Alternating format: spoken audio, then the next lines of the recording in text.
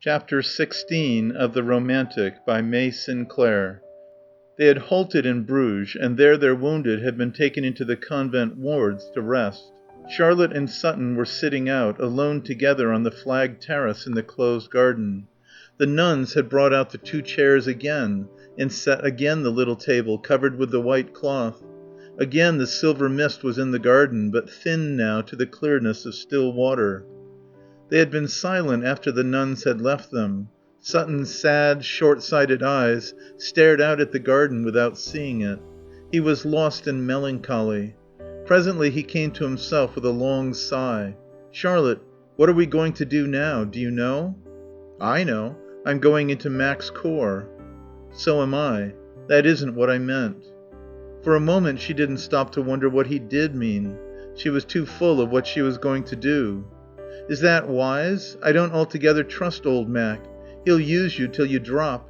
He'll wear you to the last shred of your nerves." "I want to be used till I drop.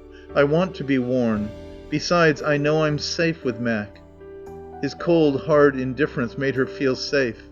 She wasn't really safe with Billy.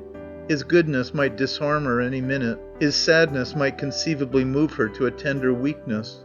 But for McClane she would never have any personal feeling. Never any fiery affection, any exalted devotion. Neither need she be afraid of any profound betrayal. Small betrayals, perhaps, superficial disasters to her vanity, while his egoism rode over it in triumph.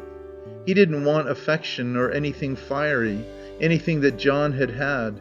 He would leave her in her hardness. He would never ask anything but hard, steel-cold loyalty and a willingness to share his risks. "What can I do? I should have come out if John hadn't. Of course I was glad we could go together, but you mustn't suppose I only went because of him." "I don't. I only thought perhaps you wouldn't want to stay on now he's dead." "More than ever now he's dead. Even if I didn't want to stay I should have to now, to make up." "For what?" "For what he did. All those awful things. And for what he didn't do. His dreams. I've got to do what he dreamed. But more than anything I must pay his debt to Belgium, to all those wounded men." "You're not responsible for his debts, Charlotte." "No? Sometimes I feel as if I were. As if he and I were tied up together. I could get away from him when he was alive, but now he's dead he's got me." "It doesn't make him different." "It makes me different. I tell you, I can't get away from him. And I want to. I want to cut myself loose, and this is the way." "Isn't it the way to tie yourself tighter?" "No, not when it's done, Billy." "I can see a much better way. If you married me." She turned to him, astonished and a little anxious, as though she thought something odd and dangerous had happened to him. "Oh, Billy, I couldn't do that. What made you think of it?" "I've been thinking of it all the time." "All the time?" "Well, most of the time, anyhow. But I've loved you all the time. You know I loved you. That's why I stuck to Conway. I wouldn't even leave you to McClane." "I didn't know." "I should have thought it was pretty obvious." "It wasn't. I'd have tried to stop it if I'd known." "You couldn't have stopped it." "I'm sorry." "What about?" "That. It isn't any good. It really isn't." "Why isn't it? I know I'm rather a queer chap, and I've got an ugly face."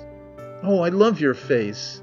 She loved it, with its composure and its candor, its slightly flattened features laid back, its little surprised mustache, its short-sighted eyes and its sadness.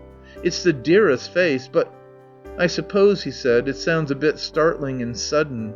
But if you'd been bottling it up as long as I have, why, I loved you the first time I saw you, on the boat.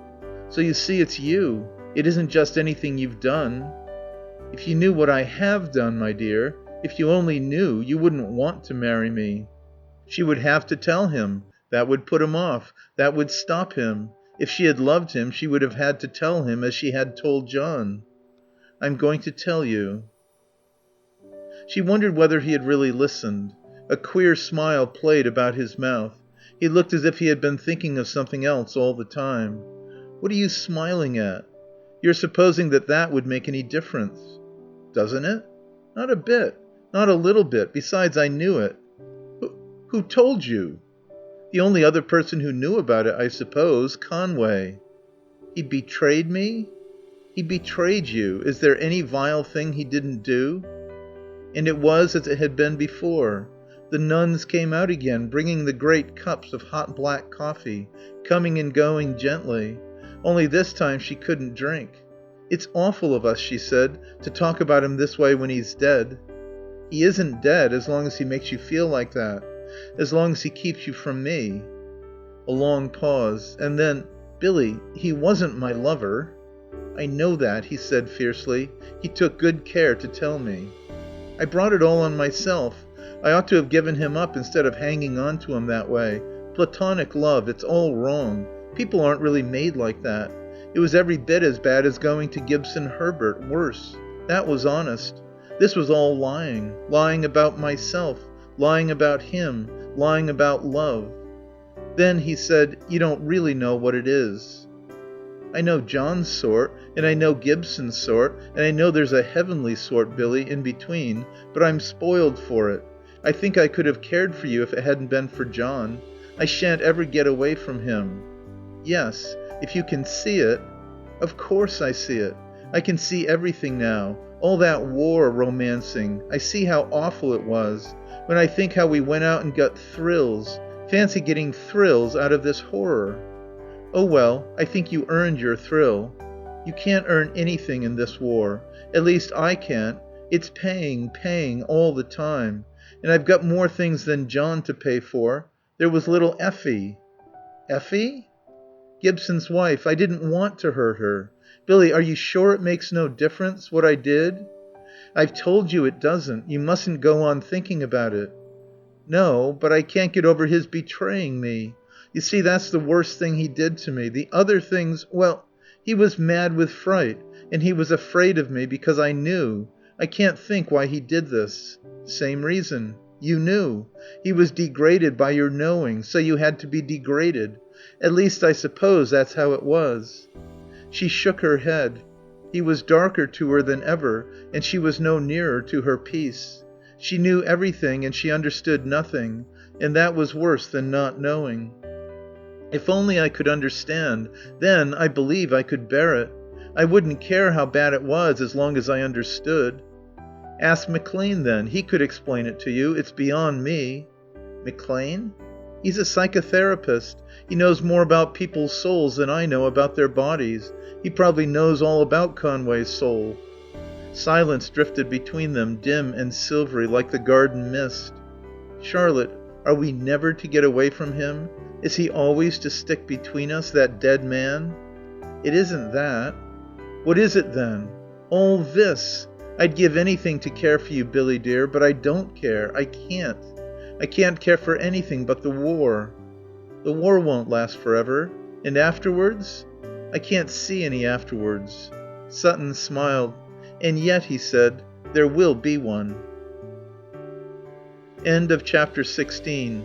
Recording by Expatriate in Bangor, Maine.